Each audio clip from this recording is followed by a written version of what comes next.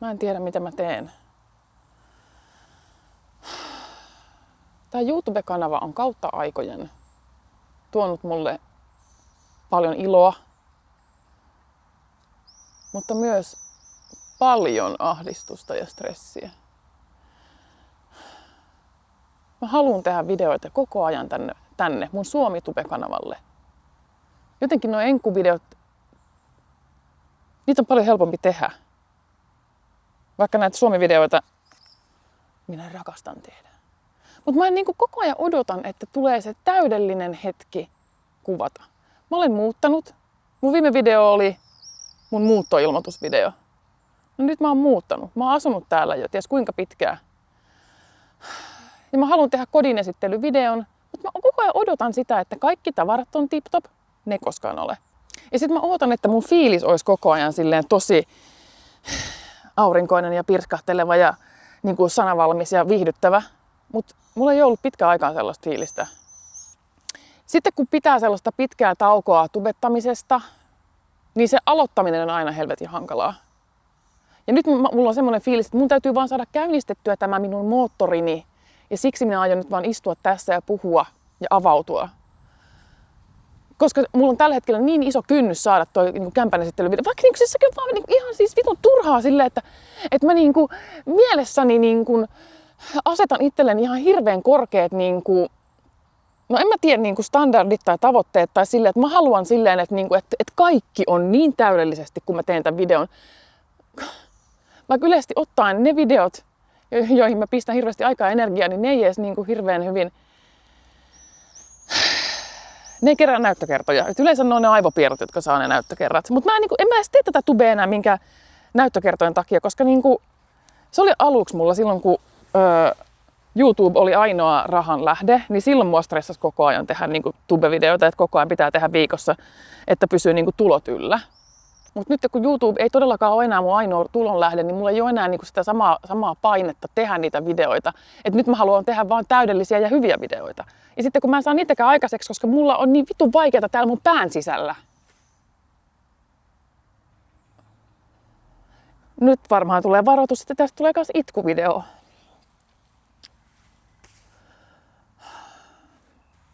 Miksi mä haluan, että koko ajan kaikki on niin vitun täydellistä ja hienoa, koska mä en ole täydellinen enkä hieno. Ja miksi pitää asettaa tollasia ihan että tänään sataa, en mä voi kuvaa. Silleen, että no vittu voithan kuvaa. Se on ihan täysin normaalia, että ulkona sataa.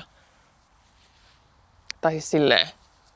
Mulla on yksi kokoomaton pöytä tuolla, en mä voi nyt kuvata tätä videoa, koska toi pöytä ei ole koottu. Ja tuntuu, että aivot on pausella. Toki aivot on pausella siksi, koska mä oon polttanut niin paljon pilveä viime aikoina. Siis puhutaan nyt sitten tästäkin. Mä oon ollut kohta vuoden ilman alkoholia. Ja se on tehnyt hyvää kyllä. Mutta mä oon kyllä vähän korvannut kans sitä alkoholijuomista kyllä pilven poltolla kanssa. Ja se passivoittaa. Se passivoittaa ihan saatanasti. 1 tai 2 kertaa silleen kuukaudessa on jees, mutta sitten jos se jää päälle ja sitten tulee päivittäistä, niin sitten se passivoittaa. Muuten se laukaisee mussa luovuuden ja mä näen asioita uusista näkökulmista ja tälleen näin. Mutta jos sitten tulee päivittäinen tapa, niin sitten tulee se ei enää tuo mitään, se vaan vie pois mun elämästä kaiken.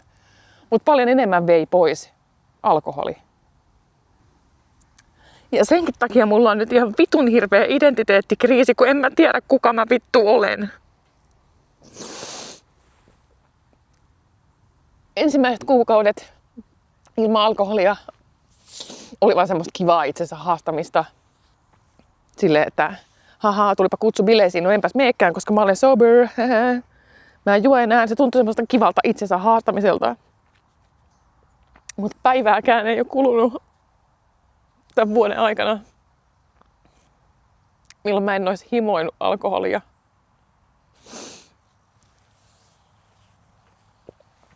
Mulla on elämässä 2 kertaa käynyt nyt tälleen, että mä päästän itseni huonoon kuntoon. 18-19-vuotiaana, kun laillisesti saa juoda alkoholia, totta kai sitä silloin joi.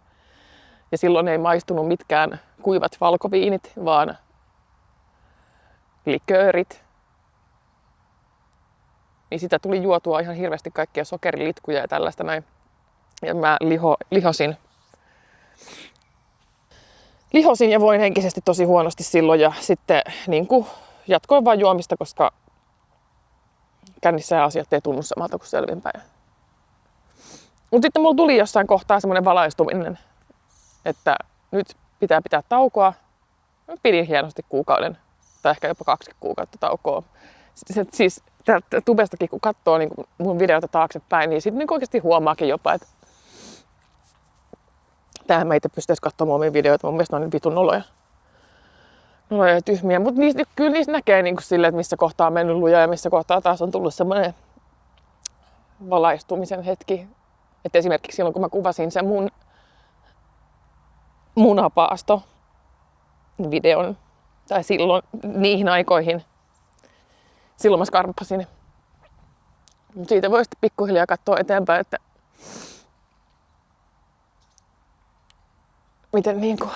miten paljon esimerkiksi alkoholi on niissä videoissa mukana. Mulla on ollut ihan saatanasti kaikki suunnitelmia, että mä haluan tehdä sitä ja mä haluan tehdä tota. Ja aina mä oon onnistunut pilaamaan ne alkoholilla. Mä oon menettänyt työpaikkoja sen takia. Mä kerran mä olisin saanut yhden TV-ohjelman juontajan paikankin. Miettikää. Sen mä ryssin alkoholilla. Mä kerran pääsin näyttelemään yhteen TV-sarjaa. Yhden pienen sivuroolin. Ja mä sain sen roolin 2 kuukautta ennen kuin ne kuvaukset oli. Ja mä mietin, että nyt mä oon koko tämän kesän selvinpäin. Ja mä opettelen nämä mun vuorosanat ja mä teen kaikki, että mä osaan, että mä en jännitä siellä kuvauksissa, että ne näkee, että mä oon ammattilainen. Että mä saisin lisää rooleja. Ja 2 päivää ennen niitä kuvauksia, niin mä olin kännissä. En mä pystynyt olemaan selvinpäin sitä kesää. Kyllä mä opettelin ne sanat just ja just. Mutta ne olisi mennyt niin paljon paremmin, jos mä olisin ollut selvinpäin ja oikeasti ottanut itteni niskasta kiinni. Siis miettikää, että noinkin tärkeä juttu,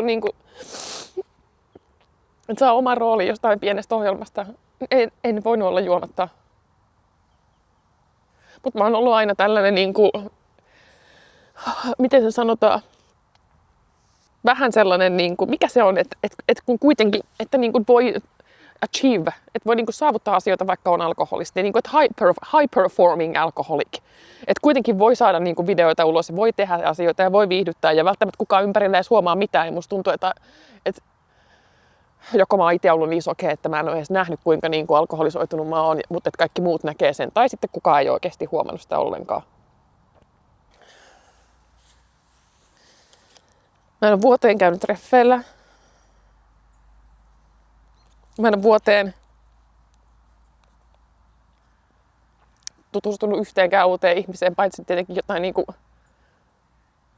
jos ei se ole liittynyt johonkin töihin. Silleen tavannut uuden kirjanpitäjän, jee. Mutta silleen, että mä en oikeasti jutellut tuntemattomille ihmisille. En ole siis millään tavalla ollut sosiaalinen. Meidän reissut Sulveen kanssa ulkomaille ne on ollut kivoja. Mutta sitten mä oon ollut vaan tiivisti Sulveen kanssa, eikä me olla puhuttu kenellekään muille. Kuukausi Vietnamissa emme tutustunut siellä kehenkään. Kuukausi Japanissa emme puhuttu kenellekään siellä. Jos mä olisin ollut siellä humalassa, niin mä olisin saatana saanut uusia kavereita joka vitun ilta. Uusia miessäätöjä. Mä en ole siis miehen kosketustakaan tuntenut. Ei siinä kyllähän tyyppejä olisi vaikka jonoksi. Musta on vaan kaikki rohkeus kadonnut. Tai en mä tiedä rohkeus. Silleen, mä en ole varmaan, siis oon mä nyt käynyt totta kai joskus selvinpäin treffeille.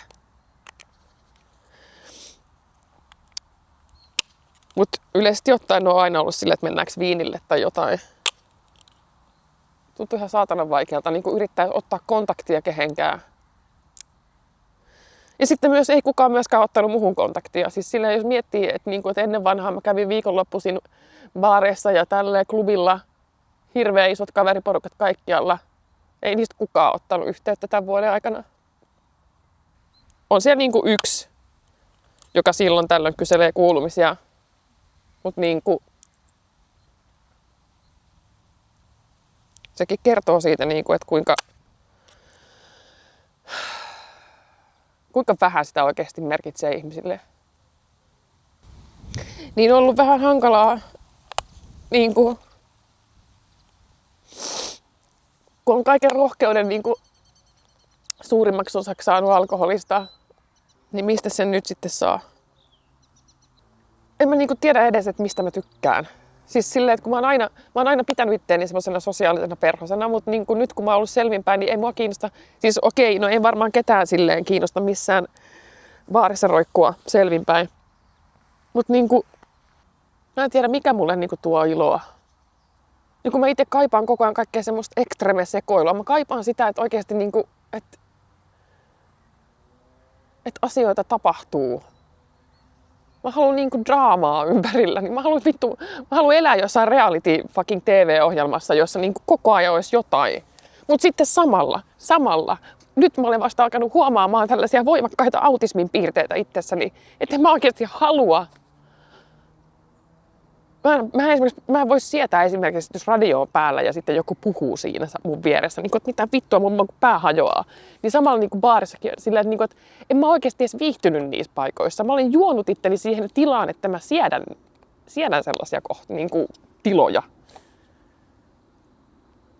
Mekin ollaan käyty Sulven kanssa niin kuin silleen vähän jossain, käytiin Costa Ricassa pyörin jossain klubin niin kuin ulkopuolella ja oltiin heti silleen, että mitä helvettiä me kuuluta tänne yökin. Vaikka silleen mulla on kuitenkin ikävä niin kuin tanssimista sille, että tanssii koko illan ja juttelee tuntemattomille, mutta sitten kun sinne menee selvinpäin, niin sitä on silleen, niin kuin, että apua, missä mä oon, en mä kuulu tänne, mitä mun pitää tehdä mun käsillä, kaikki kattoo mua, mä näytän oudolta. Niin kuin hirveät vainot tulee päälle, silleen, niin kuin, että kaikki näkee, että toi on tollainen niin kuin, vittu, en tiedä mikä.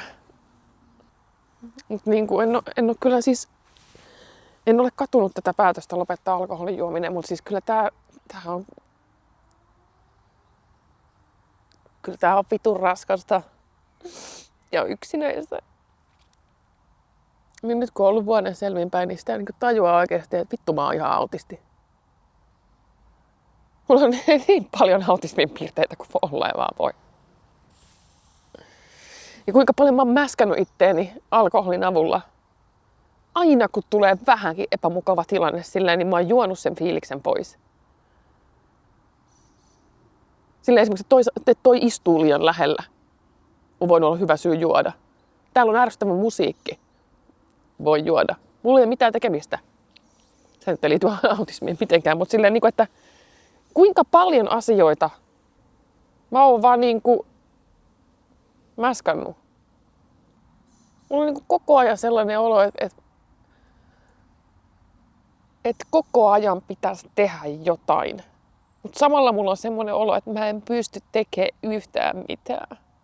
Ja mun kaikki vitun raajat on vaan ihan täysin halvaantuneita. Mä oon täysin halvaantunut tänne mun kotiin. Yksin. Hei siinä kaikesta tästä itkusta huolimatta, niin kyllä siis juomattomuus on tehnyt hyvää. Heti laihduin kaiken alkoholipöhön pois. Iho ei enää kuki samalla tavalla kuin ennen. Ja parasta, ei ole ahdistusta.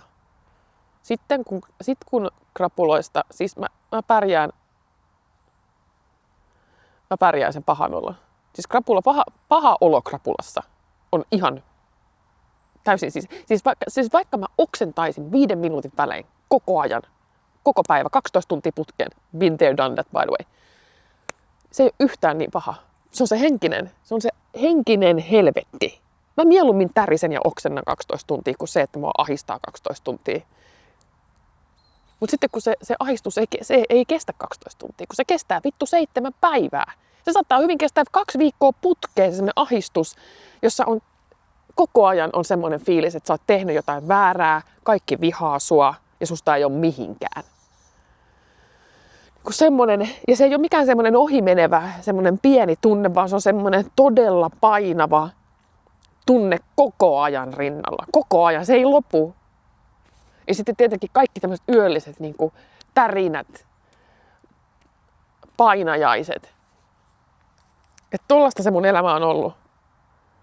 Kun ei vaan pysty ottaa yhtä, kun pitää ja saman tien juoda itsensä ihan täysin blackout-pisteeseen. Mä en pysty ottaa yhtä. Mä en pysty ottaa kahta ja olla kauniisti ja sitten sanoa kaikille kiitos ja mennä nukkumaan kiltisti. Se on aina vedettävä ihan sinne toiseen päätyyn asti. Sillä, että yhdestä drinkistä tulee vähintään 4 päivän ralli. Ja sitä mä en halua. Sitä mä en halua missään nimessä. Mutta mä haluaisin, että mulla olisi terveellinen suhde alkoholiin. Että mä voisin olla. Siis mulla on myös ikävä sitä, että laittaudutaan tyttöporukassa, mennään jonnekin terdelle kikattelemaan, kattelemaan miehiä, tutustumaan uusiin ihmisiin. Tonne ei pitäisi olla kauhean vaikea juttu. Mut mä en tiedä, siis kun mulla on ikävä.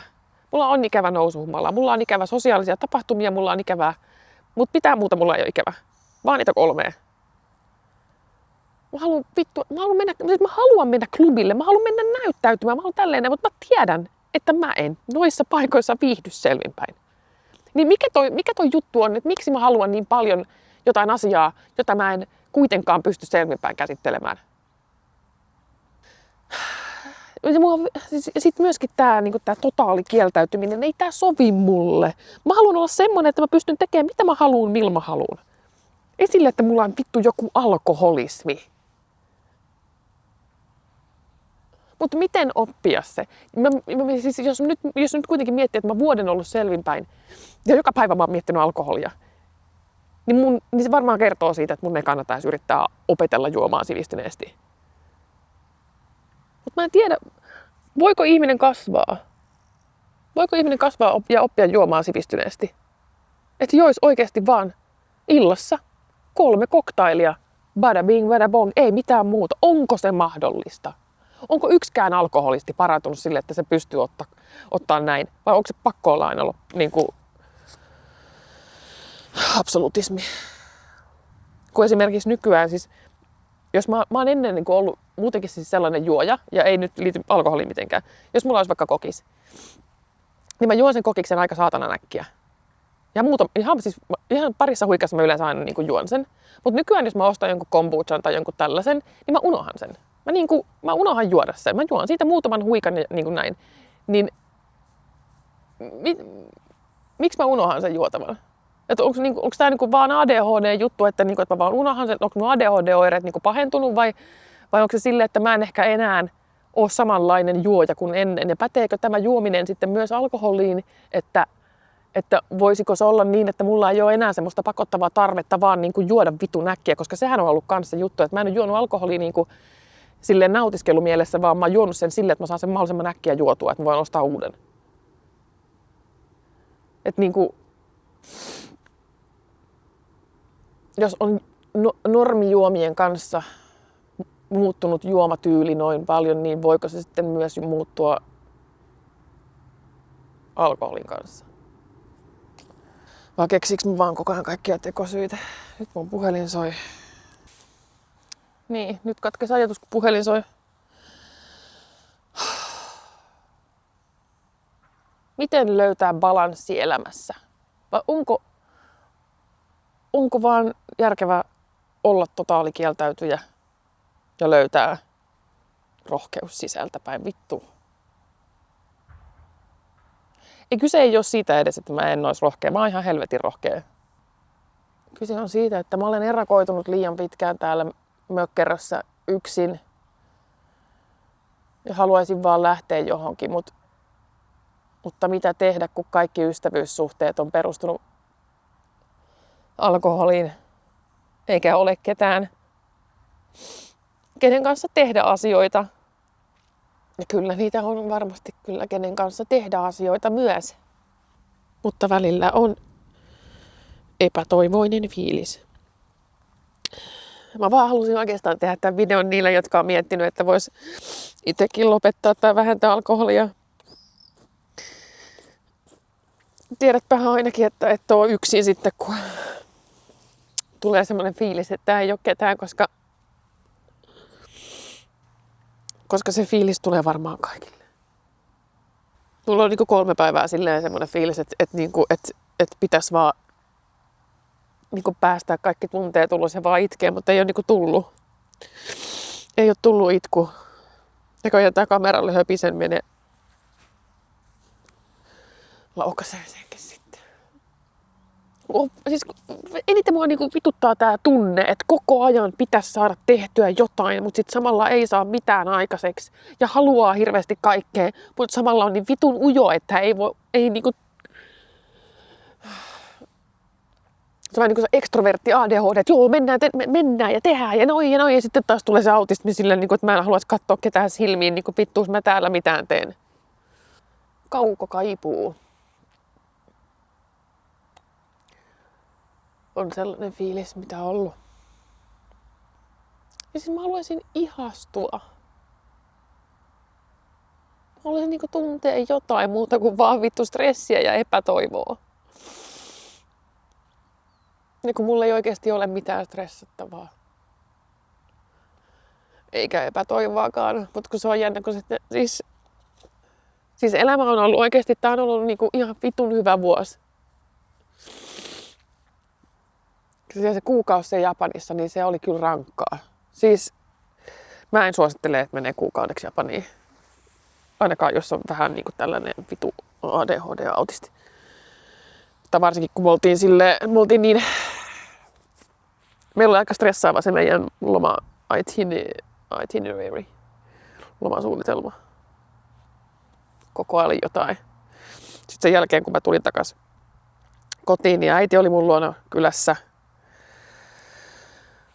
Mitä, en mä tiedä, 2 viikkoa. Sitten heti läpsystä vaihtui, Sulvei tulee mun luokse. Niin mä en ollut silleen yksin ihan siis sikapitkään aikaan. Ja niinku mä kaipasin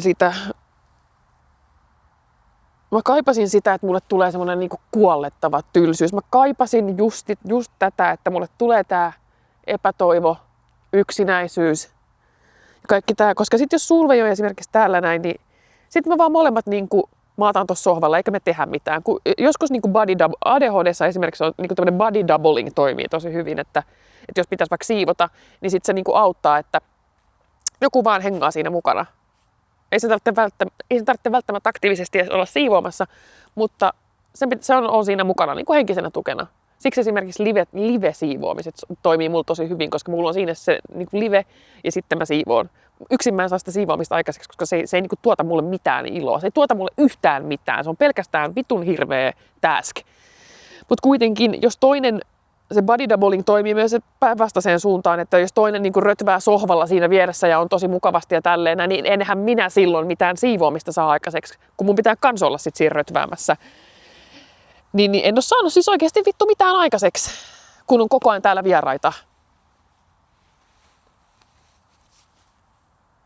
Kun mun aivot tarvii semmoisen totaaliresetin, että mun täytyy olla yksin, niin mun täytyy tylsistyä ja mun täytyy niinku oikeasti... Niin se, että mä täällä nyt itken tässä näin, niin tää oli oikeastaan se, mitä mä halusin. Että pääsee niinku vähän rypemään täällä pohjamudissa, että sieltä pääsee sitten nousemaan takaisin ylös, koska yleisesti ottaen aina... Mulla menee jotenkin nää tälleen... Jotenkin mun täytyy aina tuntea oloni ihan paskaksi, jotta mä voisin tuntea oloni hyväksi sen jälkeen. Että semmonen tasapaksu tämmönen niin ei toimi, että mulla tulee näitä saatanan masentumiskausia. Mutta tää oli niinku toivottua. Tää oli se, mitä mä halusin. Mut silti pitää tylsistyä vielä vähän enemmän. Koska sitten tulee aina semmoinen pakottava tarve. Mulla tulee aina semmoinen pakottava tarve, että nyt mun on pakko muuttaa mun elämää jotenkin. Mun on pakko tehdä jotain, koska mä en enää siedä tässä olotilassa. Ja yleensä noissa olotiloissa, kun on semmoinen vitun tylsyys ja epätoivo, niin silloin ne ei saa polttaa pilveä, koska sitten sä vaan totut siihen tekemättömyyteen.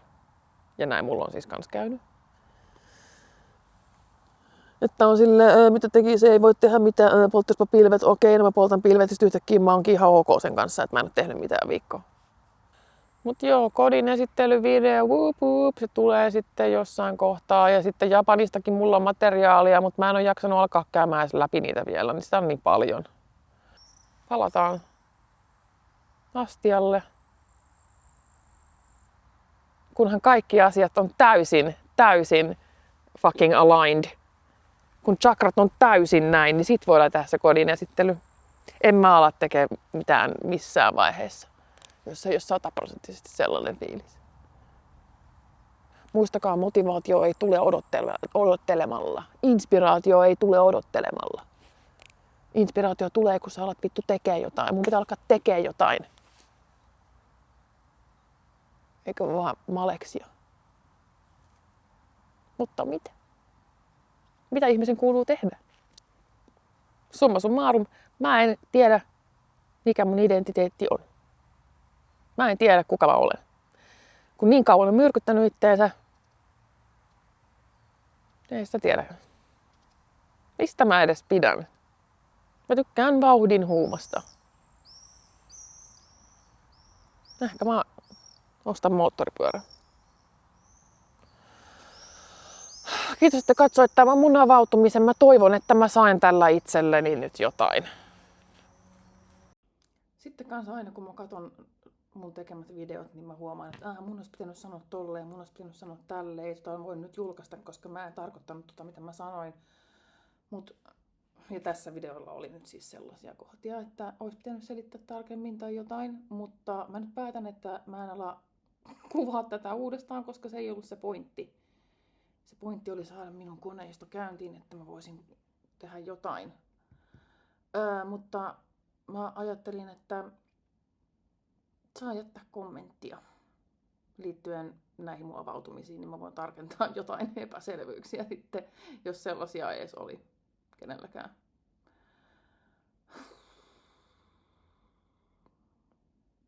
Fiilis on ihan katos. Mut kyllä tää tästä. Sober life.